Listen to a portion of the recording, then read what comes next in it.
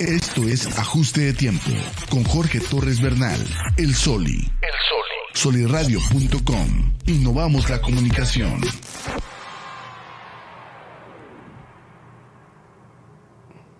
Hola, pues bienvenido a esta tercera temporada de Ajuste de Tiempo. Hoy es martes 24 de mayo de 2022. La tercera es la vencida. En este regreso a cabina tenemos un invitado de lujo. Ahorita me daré el tiempo. Gracias, arquitecto, por estar con nosotros. Gracias por el tiempo de espera también.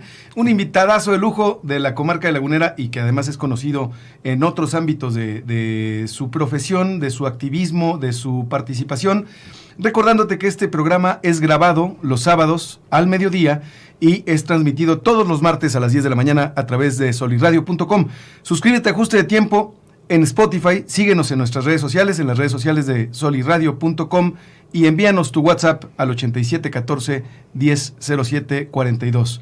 Suscríbete también a nuestro canal de YouTube en soliradio.com, en la casa del podcast en la comarca lagunera, donde creamos podcasts. Mi nombre es Jorge Torres Bernal.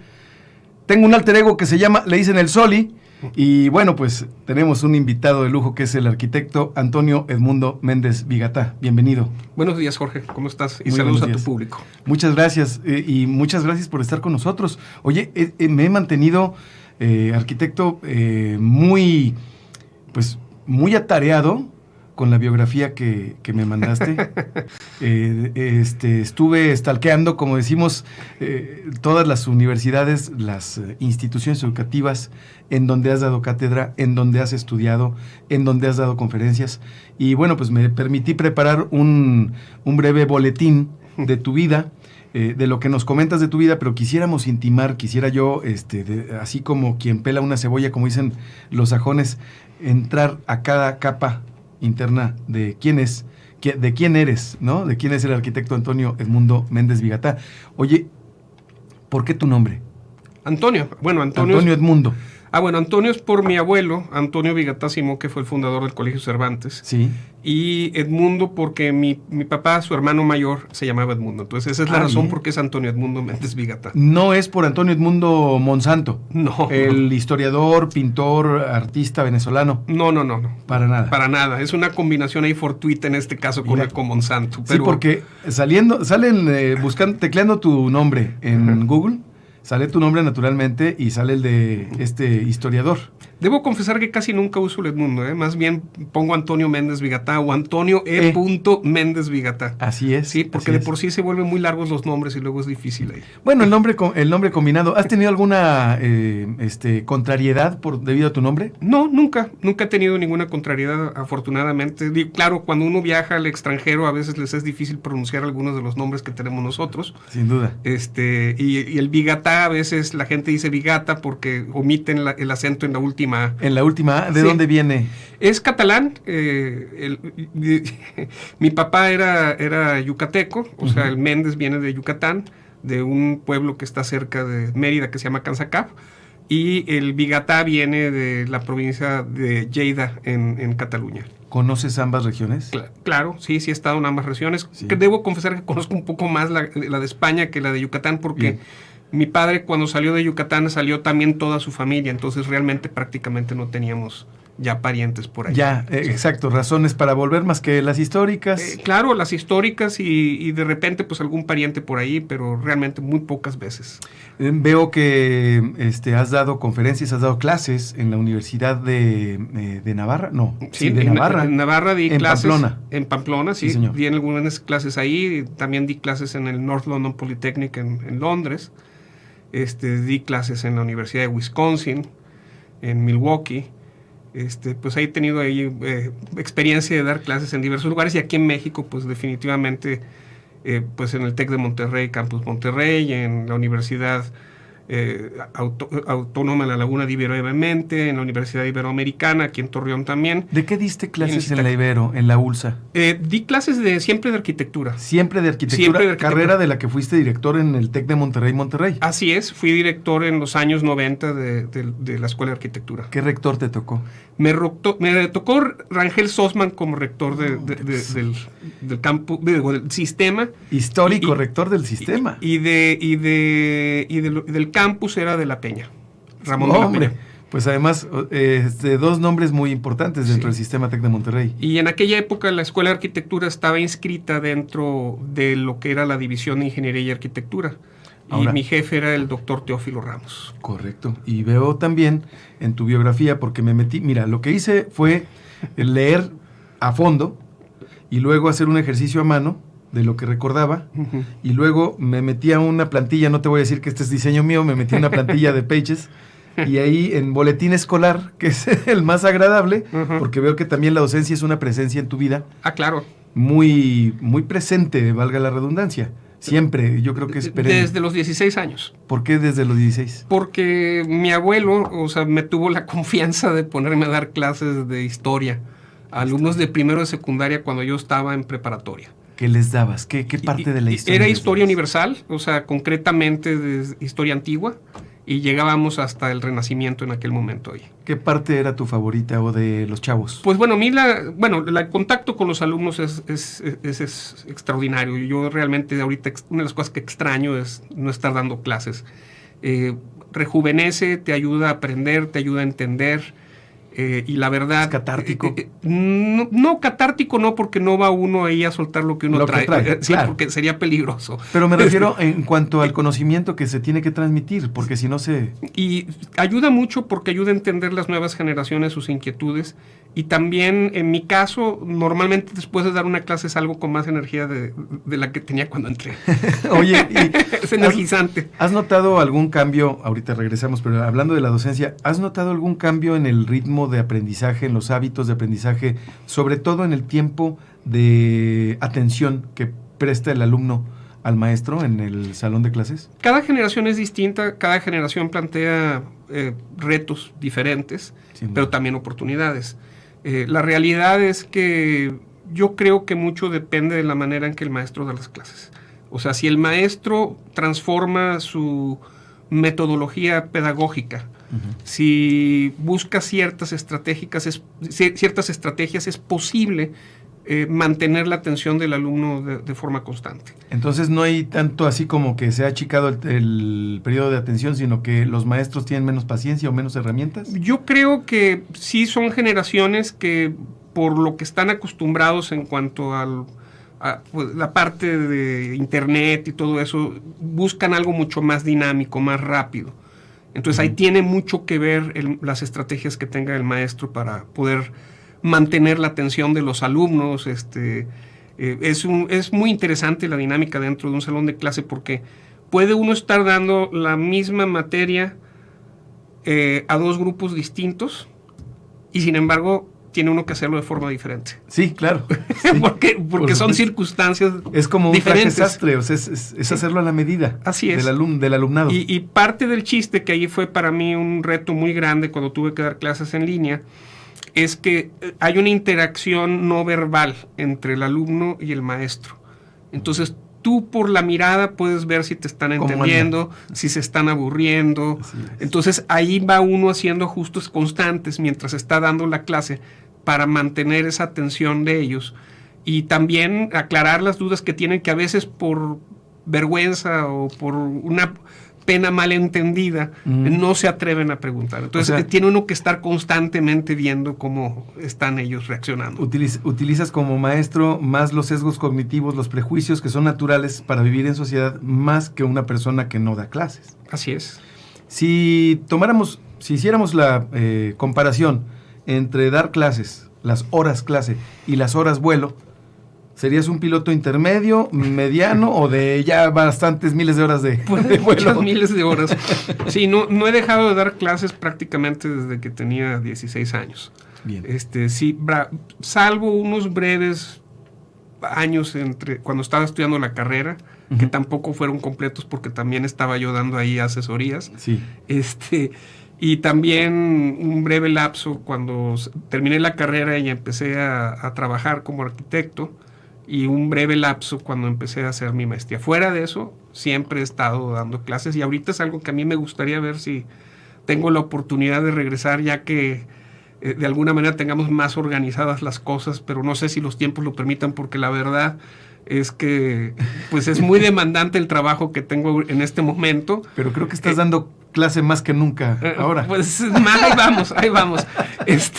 Es muy demandante el trabajo en cuanto a tiempo y energías, y la verdad el alcalde pues trae un proyecto muy, muy importante, trae un interés muy grande en transformar Torreón, y dentro de esa transformación de la ciudad pues juega un papel también la parte cultural muy importante. Sin duda. Y estamos pues tratando de superar todos los retos que tenemos ante nosotros. Hola, mi nombre es Jorge Torres Bernal y te invito a que escuches Ajuste de Tiempo. Ajuste de Tiempo. Todos los martes a las 10 de la mañana por solirradio.com, la casa del podcast en la comarca lagunera. Por solirradio.com, la casa del podcast en la comarca lagunera.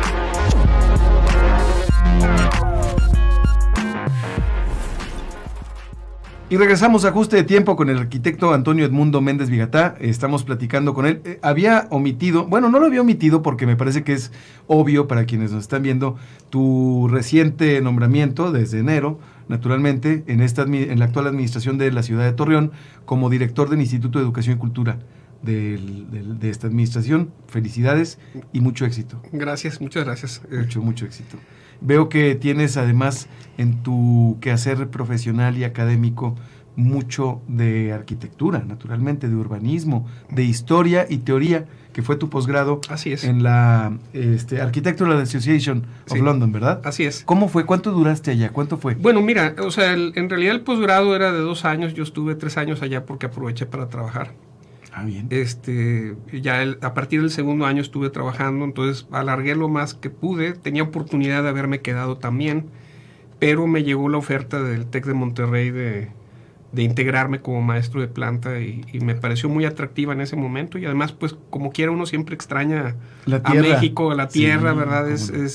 Vivimos en un país extraordinario con una diversidad realmente que yo creo que en pocos países existe.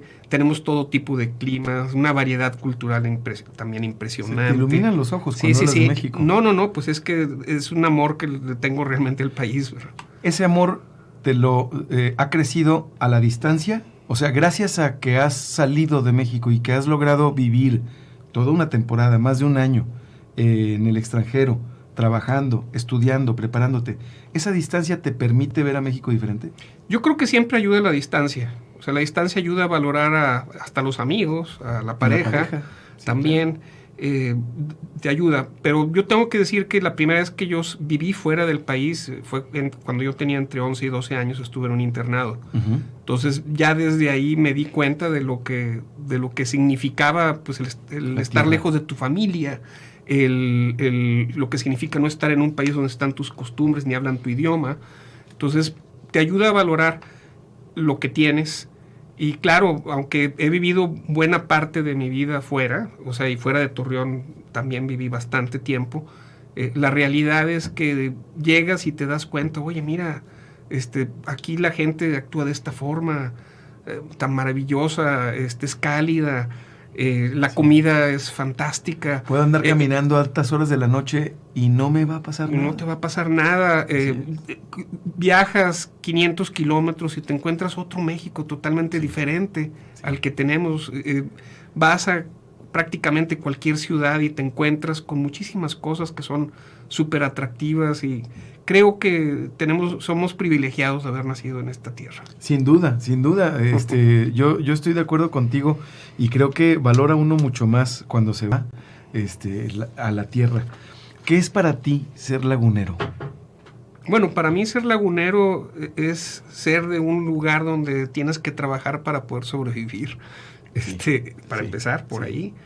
En segundo lugar, es de una tierra en la que la gente es muy abierta, donde hay una diversidad cultural muy grande, y donde no existen realmente barreras para que la gente sea aceptada. O sea, te van a valorar si eres una persona que trabaja, te van a valorar si eres inteligente, te van a valorar si contribuyes. Así es. O sea, cosa que no necesariamente sucede en otras partes del país. En otras partes del país que tienen una historia mucho más larga que la nuestra, de cientos de años, sí empieza a haber ahí una falta de lo que Max Weber decía la movilidad social, ¿no? O sea, aquí en Torreón sí existe la sí hay movilidad social. Aquí en Torreón. Estoy completamente de acuerdo contigo. Y yéndonos de lo micro a lo macro, ¿qué es para ti ser mexicano? Bueno, ser mexicano, pues es haber nacido en esta tierra, pero es también valorar esa diversidad cultural de la que hablábamos, ¿no? Porque tenemos cosas muy variadas, o sea, por un lado una herencia prehispánica prevalente, o sea, por otro lado la influencia europea que nos llegó a través de los españoles y de las diferentes migraciones que llegaron al país, hasta nuestro idioma lo refleja, ¿no? Es muy curioso porque ahorita me estoy acordando de que en España, a lo que nosotros llamamos gis, que es una palabra de origen latino que viene de gypsum. ¿Es tiza o qué es? En España usan tiza, que es una palabra náhuatl. ¿Cómo? Sí. Oye, ¿qué?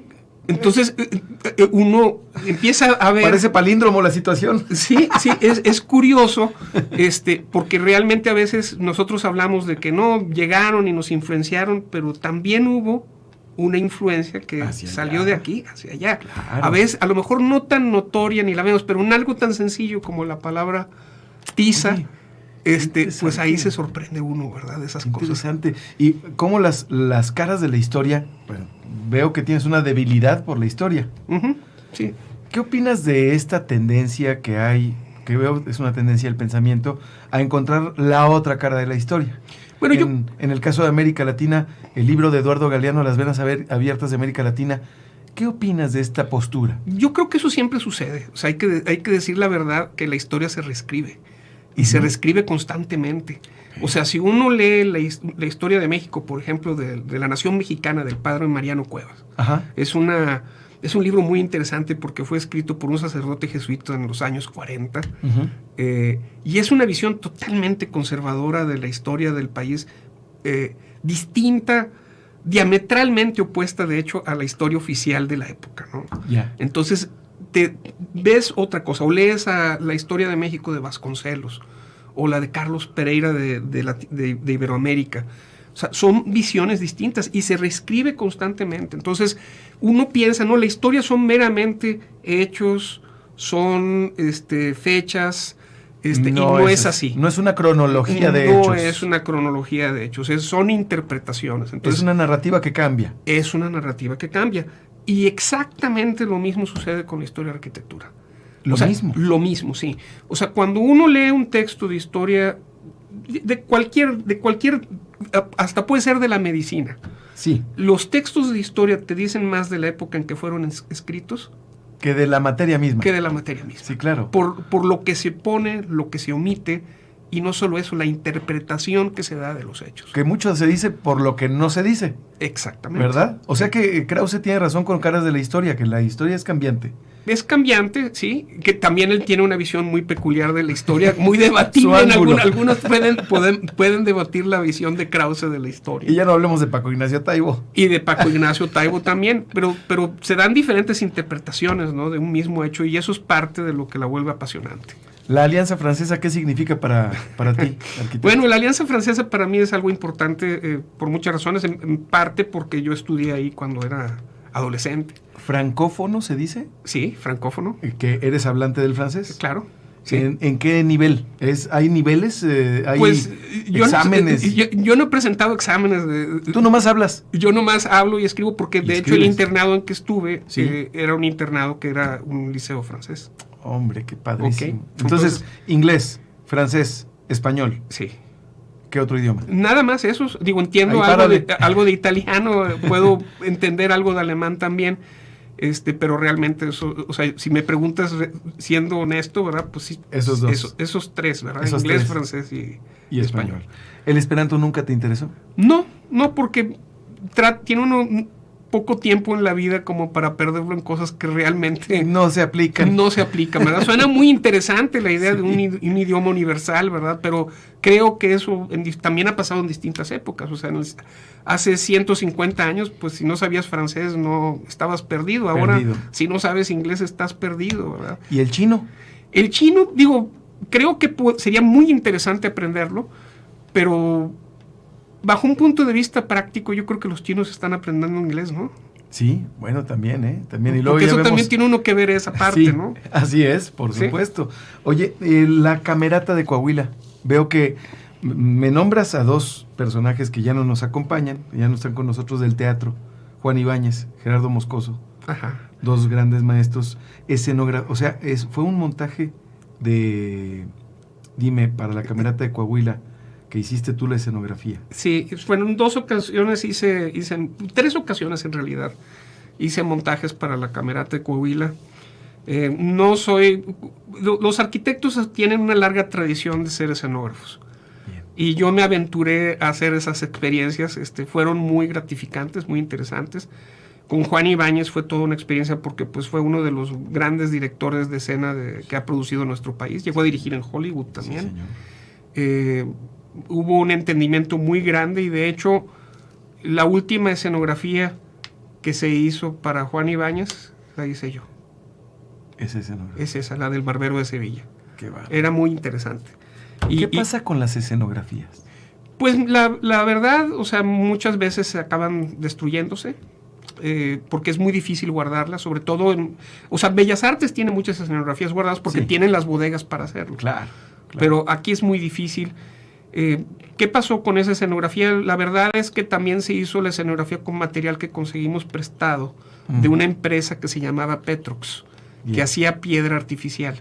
Correcto. Entonces se me ocurrió utilizar esa piedra artificial para recrear un patio que al voltearse se convertía en la esquina de una casa. Correcto. Entonces era una escenografía movible.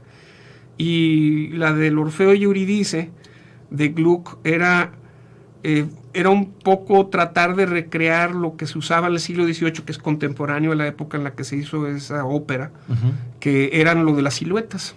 Entonces en realidad eran paneles. Era totalmente antiarquitectónica la escenografía, porque en realidad eran planos. O sea, normalmente los arquitectos, cuando tratamos de hacer una escenografía, tratamos de recrear la arquitectura y hacerla tridimensional, ¿verdad? Y en este caso, yo me quise ir a 2 dimensiones. A 2 dimensiones. Sí, y creo que funcionó bastante bien. Y también para Gerardo, para una obra de teatro que hizo, ahí hice también una escenografía que le dije, mira, te voy a hacer un Transformer. Te voy a hacer una escenografía que vas a poder usar en muchas obras. Órale. Sí. Y entonces, sí. O sea, algo que se podía ensamblar, mover, cambiar, reutilizar. Pero la diferencia de experiencia me suena mucha. Ajá. O sea, me suena lo que hiciste para El Barbero de Sevilla, me suena como que estamos hablando de un Antonio Méndez Vigatá más joven. Y creo que con Gerardo Moscoso ya había pasado algo de tiempo. Sí, de hecho, sí. ¿Qué edad tenías? Bueno, o sea, cuando hice la del Barbero de Sevilla haber tenido como 36 años. La de Gerardo Moscoso haber sido cuando tenía como 40. Sí. Había pasado poco tiempo. Había pasado no tanto tiempo. Pero sí la experiencia. No, y además también, ahí también debo decir que es un poco esa parte que comentaba que él ha aplicado en la educación y la aplico como arquitecto, que es que te tienes que adaptar a las circunstancias y al entorno en el que estás. A donde fueres es lo que vieres. No, más bien ve con qué dispones, qué se requiere y eso es lo que haces. Bien. O sea, que es diferente. Más que hacer lo que la demás gente hace, es analizar lo que hay y entonces pues tú haces una propuesta propia. ¿Qué puedo hacer? Que sea un generador de cambio. Y entonces ahí tiene mucho que ver también pues con la misma temática y también los recursos con los que cuentan. Claro, porque tengo que decir que las escenografías que hice fueron escenografías que se hicieron prácticamente sin presupuesto. Sin presupuesto, exacto. Bueno, sí, prácticamente. Estamos acostumbrados prácticamente a trabajar así en la comarca lagunera, pero es en todo. Sí, no, pero es que la voluntad puede más que el presupuesto. O sea, la realidad es que si alguien tiene un presupuesto enorme y no tiene voluntad, no se hace nada. Pero puedes no tener un presupuesto. Y si tienes voluntad, puedes hacer cosas. Así es. Pues es la historia de la comarca lagunera. ¿Vencimos al desierto? Yo creo que es un error decir que lo vamos a vencer. Más bien tenemos que vivir en el desierto. Adaptarnos al desierto. Exactamente. Adaptarnos al desierto. Sí. Exactamente. Lo que te decía, no se trata de de imponer. imponer. Y la naturaleza siempre tiene la razón, o sea, vamos a decir las cosas en plata. O sea, yo entiendo que el lagunero tiene una aspiración a vivir en un oasis. En la playa. Sí, no en un oasis, quiere un oasis. O sea, ¿Sí? es una aspiración normal, estás en el desierto, quieres vivir en un oasis. Pero la naturaleza te está diciendo que vives en el desierto. Así es. Entonces, es muy difícil sostener pues un jardín con pasto.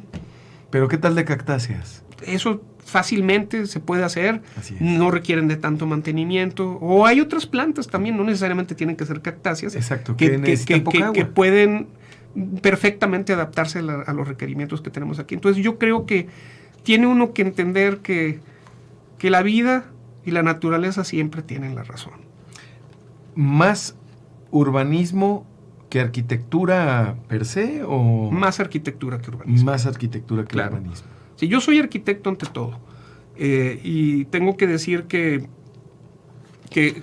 en el momento en que uno le empieza a la arquitectura a poner apodo, a poner un apellido, vamos a decir, arquitecto paisajista, arquitecto urbanista, deja de ser la arquitectura y se convierte más en lo otro.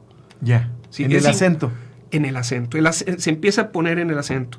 Y el arquitecto tiene que ver todo. O sea, es un generalista. Un arquitecto tiene que ver el clima, tiene que ver el tejido urbano, tiene que ver los usos y costumbres de quienes van a usar el lugar, tiene que conocer las dimensiones del cuerpo humano. Los para usos y poderlo hacer. costumbres y las dimensiones, pero los usos y costumbres marcan la utilización de materiales, por ejemplo, y colores. Puede hacerlo, claro. Lo que pasa es que tenemos, o sea, en arquitectura tiene ciertas condicionantes que son permanentes y algunas que son variables. Bien. O sea, por ejemplo, digo, hace 70 años era importante tener en muchas casas un espacio para costura. Sí, Hoy en día necesitas uno para televisión, ¿verdad? por supuesto. Sí, ¿Sí? así es. Entonces Así van es. cambiando y eso lo tenemos que ir entendiendo. Por ejemplo, con la pandemia, esto es una pregunta para ti como arquitecto. En cuanto a la casa-habitación, ¿es correcto el término? La casa-habitación. ¿Sufre un cambio? Es decir, en mi casa, que es tu casa, le digo a mi esposa, oye, hace 3 años que no tenemos una reunión en esta sala. Y hace 3 años que no comemos o que rara vez utilizamos el comedor.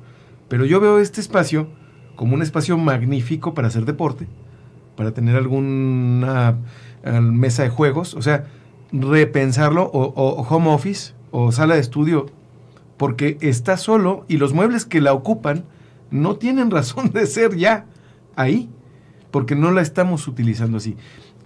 ¿Quién o quiénes definen o proponen? Son estas asociaciones en donde tú has dado conferencias, como la Asociación Mexicana de Arquitectos, de Colegios de Arquitectos, la internacional, que es la única aceptada por la UNESCO, por la ONU, a la que pertenecen varias asociaciones nacionales de diferentes países. ¿Quiénes proponen ese cambio en el concepto, en la vivienda? Bueno, hay investigadores que se dedican a ver lo que debe de cambiar la vivienda, pero la realidad es que es una decisión que tiene que ser entre el cliente y el arquitecto. Los proyectos normalmente, digo, hay proyectos de vivienda masiva y ahí se va por un estándar, ¿no? Sí. Pero la realidad es que la mayoría de esos proyectos son hechos a la medida, de acuerdo a las limitantes que hay económicas, a una serie de factores ahí que te van de alguna manera diciendo, pero también de acuerdo al presupuesto que está. Y los usos y costumbres del cliente. Del cliente, claro.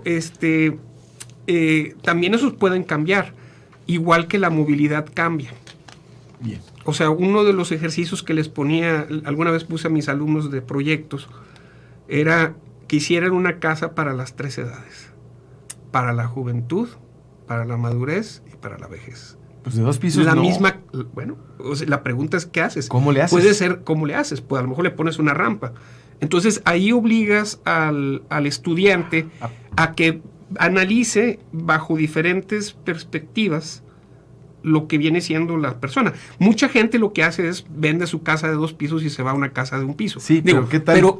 Pero como arquitecto, como ejercicio, te sirve mucho el que vayas considerando eso. Igual, las necesidades se amplían en cierto momento de la vida luego bajan. y luego se contraen. O sea, se amplían cuando los jóvenes entran en la adolescencia, que empiezan a traer invitados, y se contraen cuando se van, claro, se casan y hacen su propia vida. Claro. Entonces, el reto del arquitecto en parte es que, sobre todo cuando se trata de vivienda, cuando se trata de edificios educativos o de oficinas, no es el caso. Porque siempre es el mismo objetivo. Sí, pero el problema de la vivienda es que es como si fueran con un sastre y le dijeran, quiero que el traje que me hagas me quede cuando esté flaquito, cuando esté gordito y cuando esté...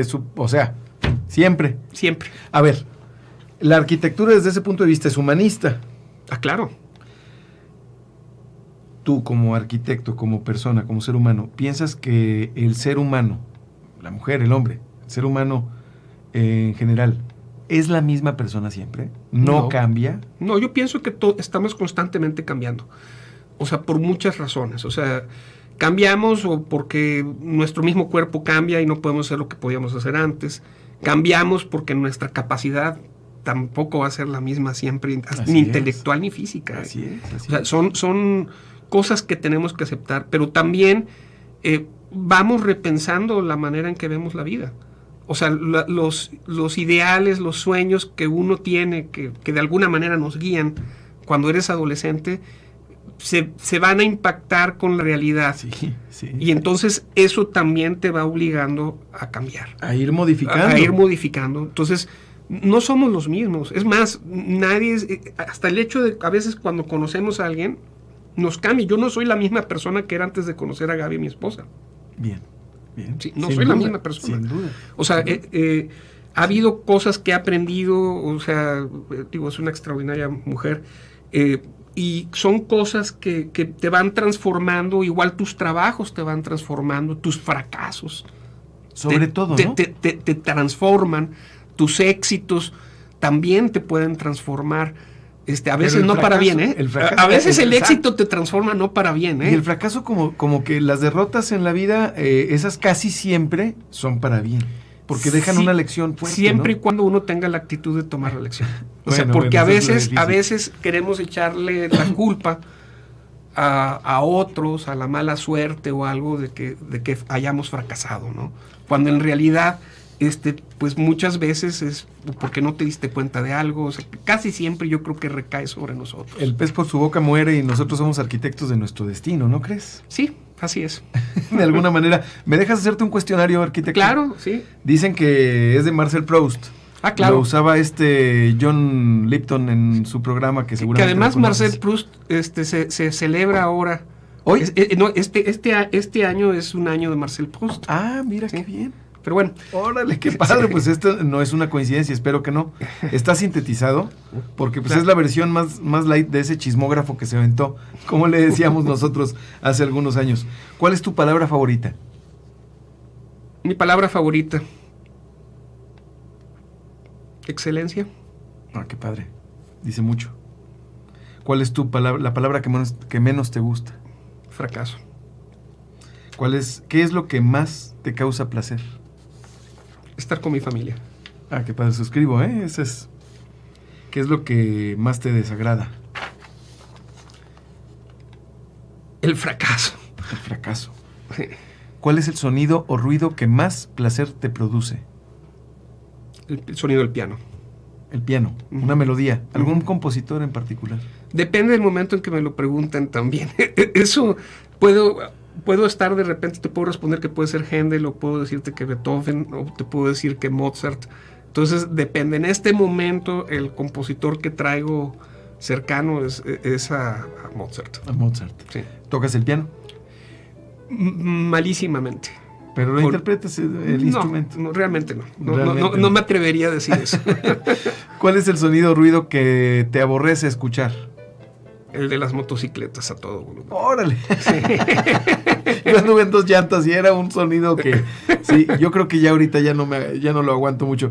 ¿Cuál es tu grosería favorita? Aquí no tenemos censura. Si tú quieres decirla o darnos una clave, una pista, como quieras. Mi grosería favorita. Realmente te voy a decir, yo crecí en un ambiente donde realmente no era... Mi familia no las usaba. No usaban malas palabras. No usaban realmente las malas palabras, entonces es algo... desconocido para ti. Pues digo, no quiere decir que no se me salga, ¿verdad? Pero chingado sí se me sale de repente, ¿verdad? O sea, ya cuando está uno al borde, ¿verdad? Del colapso. Sí, del colapso. Sí, se me puede salir, pero es poco que uso. Poco usas las malas palabras. Muy poco. Qué bueno, Sí. qué bueno, me da gusto porque además eso va dictando quién es uno. Te lo dice un usuario de las malas palabras, pero ya menos, ya menos. Aparte de tu profesión, Ajá. ¿qué otra profesión te hubiese gustado ejercer? A mí me hubiera gustado ser músico. Músico. Ujú. ¿Tocar qué? ¿El piano? Me hubiera gustado tocar el piano. Es que el piano, quien toca el piano dicen que se le facilitan los demás instrumentos, ¿es cierto? No creo, no estoy tan seguro, porque el pianista no lo tiene que afinar. En cambio, por ejemplo, el violín lo tienes que afinar, o la viola, o el cello, ¿verdad? Entonces tú mismo tienes que afinar el instrumento. Los pianistas lo tienen fácil, ¿verdad? ¿Les Sí, afinan el instrumento? les afinan el instrumento. Ah, mira, yo no sabía ese dato. Es interesante. Aunque hay algunos pianistas que afinan, ¿verdad? Que afinan su instrumento. Algunos, pero no. ¿Qué profesión de plano nunca ejercerías?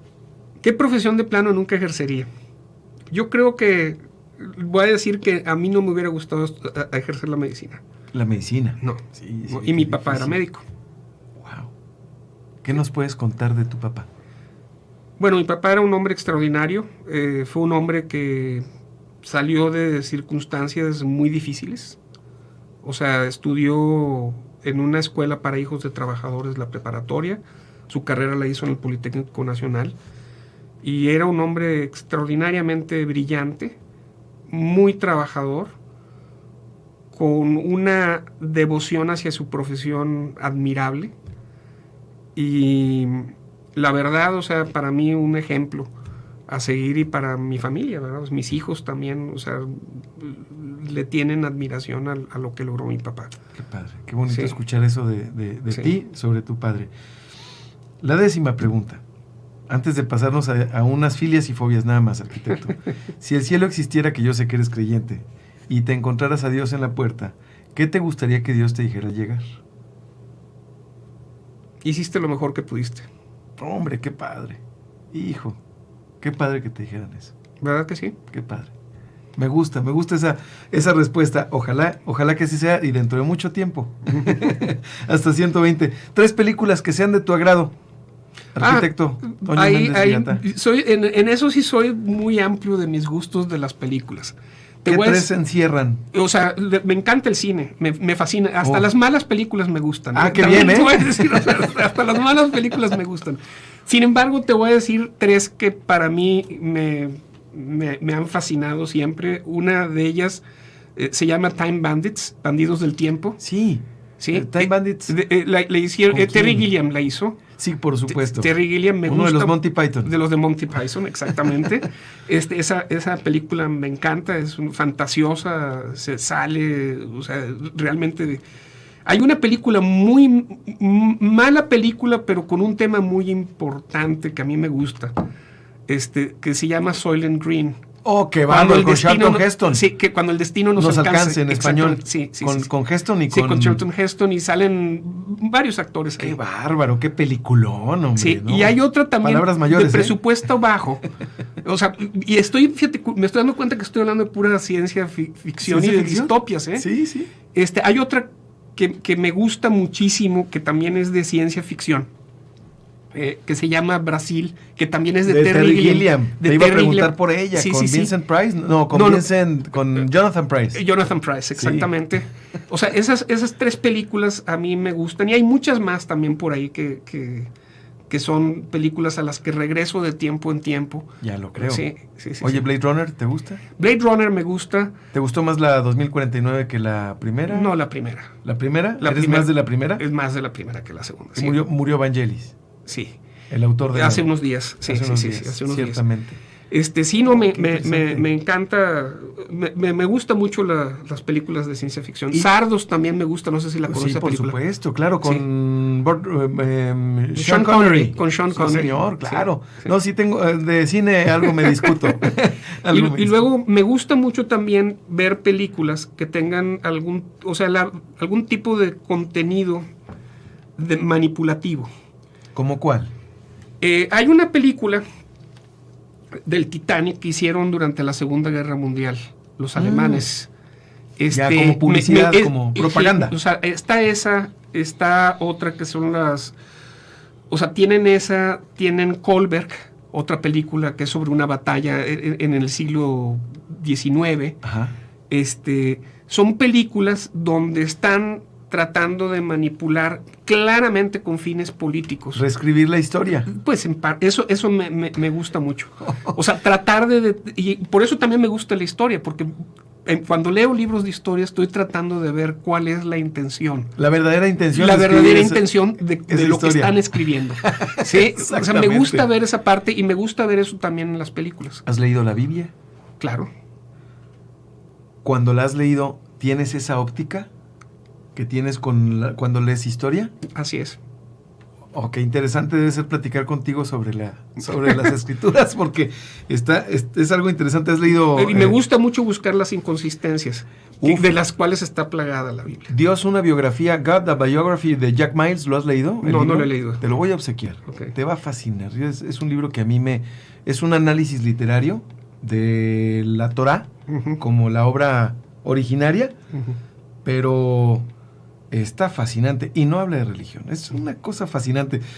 3 libros, ciertamente, que nos puedas recomendar, que sean de cabecera para ti. Bueno, como dice Greenaway, el Pillow Book. La jaula de la melancolía de Roger Bartra es uno de mis libros de cabecera. Me gusta muchísimo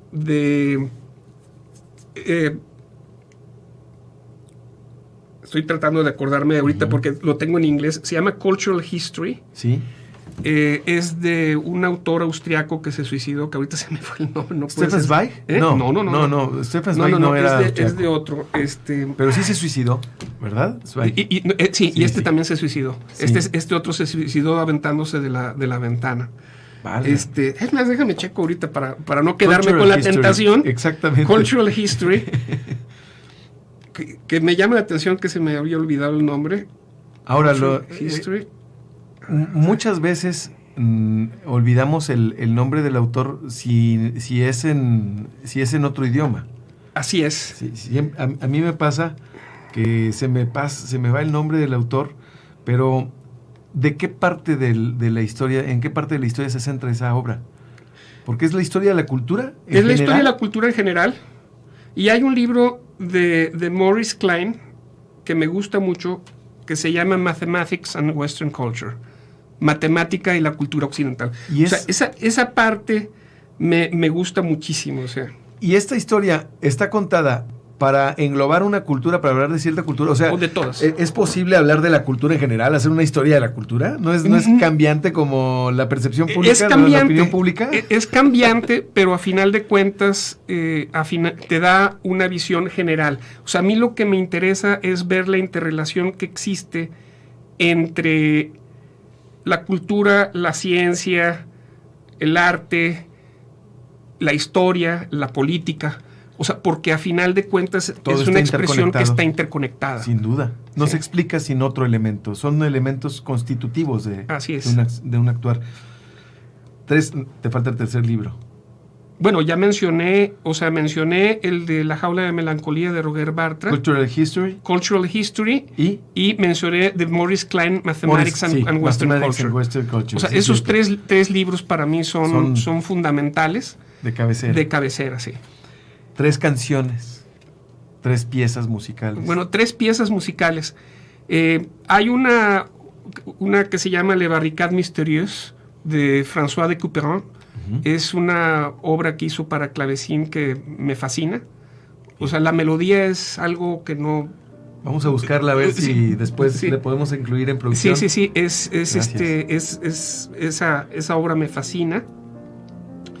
También hay una que se llama Wherever You Walk de Händel, de una de las óperas que me fascina. Y hay un lied de Schubert que se llama Stanchen, que me encanta también. Muchas gracias. Vamos a buscar las 3 para ponerlas, agregarlas a este podcast. 3 maestros que nos puedas mencionar. Míos. Ok. Definitivamente mi abuelo fue un maestro, Antonio Vigata Simó.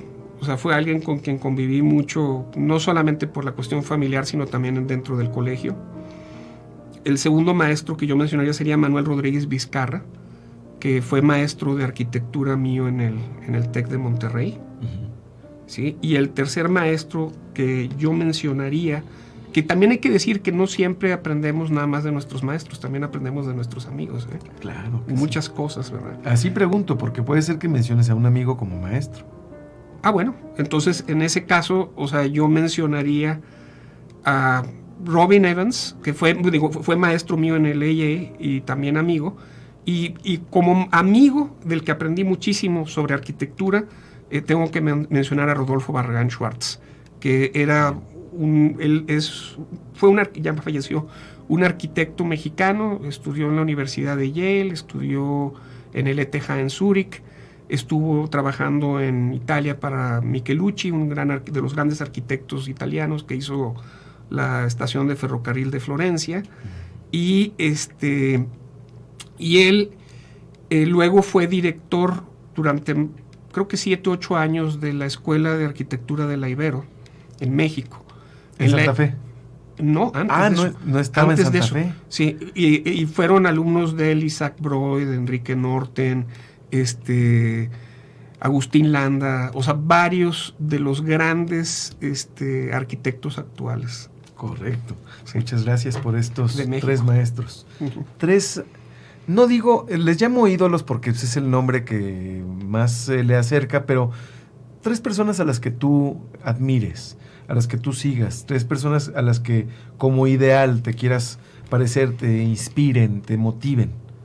Bueno, una de ellas es, o sea, lo acabo de mencionar, es el arquitecto Rodolfo Barragán Schwartz, es alguien que a mí me inspiró.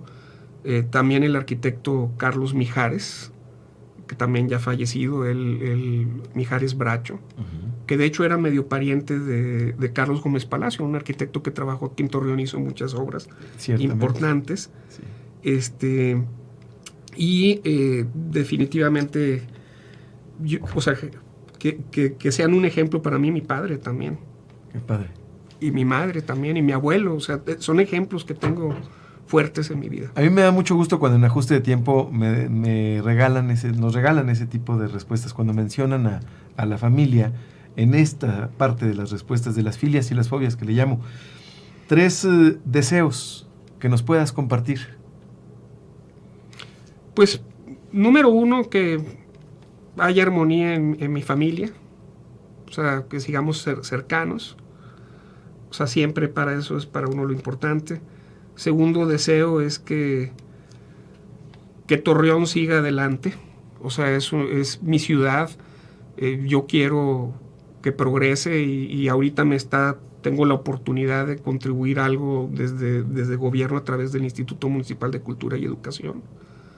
Y el tercer deseo que yo tendría sería, pues, del día que me vaya, irme entero de la cabeza y entero del cuerpo. Qué padre, qué claro. Yo hago votos porque así sean, que se cumplan tus deseos, arquitecto. Y bueno, pues ya vamos a terminar. Nada más me gustaría que nos dieras algún mensaje final en este programa, en este podcast, en Ajuste de Tiempo, que es el primero que tenemos. Yo te quiero agradecer gracias. Tu presencia, arquitecto. Pues yo lo que yo diría es que todos tenemos la oportunidad de contribuir para hacer un mundo mejor. Y no hay que ser muy ambiciosos, es simplemente hacerlo en lo que tenemos cerca, en el día a día. Lo cotidiano es lo más importante. Muchas veces nos perdemos viéndolo bajo la perspectiva ahorita que tengo de funcionario, podríamos decir que ¿cuál sería la función del instituto? Pues la función del instituto es el día a día, es el que los museos funcionen, que los centros culturales den un servicio de excelencia, que los proyectos como la escuela de danza, la orquesta sinfónica juvenil, la banda, continúen y mejoren. O sea, es el día a día, es lo cotidiano, lo importante. A veces se nos olvida. Las pequeñas acciones, ¿verdad? Las pequeñas acciones. Eso no se logra si no se levanta uno con tiempo todos los días, si no se levanta uno con actitud, si no cumple todos los días con una disciplina. Sí. No se cambia el mundo un día yendo a recoger basura. Exactamente. O haciendo dieta. Sí, o sea, se cambia el mundo si todos los días recogemos la basura que tenemos. todos los días y nos bañamos cerrándole a la regadera, enjabonándonos. Entonces lo cotidiano, que a veces no lo vemos, no lo volteamos a ver, Es lo que más resulta que impacta. es lo que más impacta. Sí, como la gotita de agua esa que cae sobre la piedra durante años hasta que le hace un Así cambio. Sí, señor. Arquitecto Antonio Edmundo Méndez Vigata, muchas gracias por estar con nosotros. Ha sido una entrevista, este regreso a cabina para mí muy emocionante y de lujo por tenerte a ti como invitado. Y ojalá que esta no sea la única vez que estés aquí. Encantado con de nosotros. volver a estar aquí contigo y con tu público. Muchas gracias, arquitecto, por estar con nosotros y a ti por vernos en esta tercera temporada de Ajuste de Tiempo, que va a ser semanal, todos los martes a las 10 de la mañana. Te invito a que te suscribas a nuestro canal en solirradio.com, a que sigas escuchando nuestros podcasts. Somos la casa del podcast en la comarca lagunera, y a que te suscribas también en Spotify y nos sigas en nuestras redes sociales. Mi nombre es Jorge Torres Bernal y nuevamente gracias por haber estado con nosotros en Ajuste de Tiempo. Libertad en comunicación. Solirradio.com. Suscríbete en Spotify.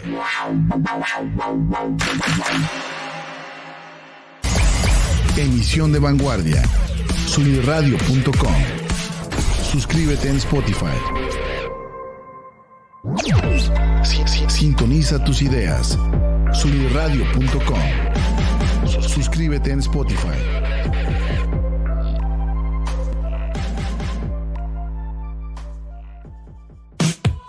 Hola, soy Ani Aguirre y te quiero invitar a que escuches Martecitos, todos los martes a las 11 de la mañana en vivo por solirradio.com, donde ponemos sobre la mesa historias inspiradoras, temas que nos inquietan y nos gustan, como en cualquier buena reunión de amigos. Tómate un café y acompáñanos. Entra a solirradio.com y conócenos. Suscríbete en Spotify.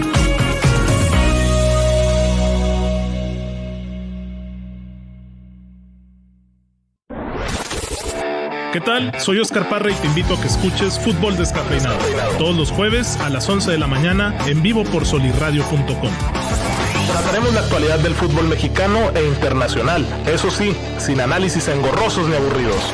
Recuerda, el fútbol sin cafeína sabe mejor. Fútbol Descafeinado. Entra a solirradio.com y conócenos. Suscríbete en Spotify.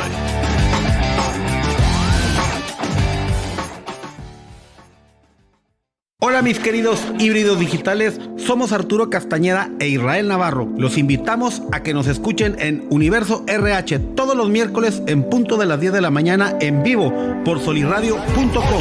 En este programa veremos temas de cultura organizacional, liderazgo, gestión de talento, desarrollo profesional, ambiente de trabajo, entre otros temas de vanguardia. En Universo RH resaltamos la importancia del factor humano en todos los ámbitos. Los esperamos. Entra a solirradio.com y conócenos. Suscríbete en Spotify. Suscríbete en Spotify.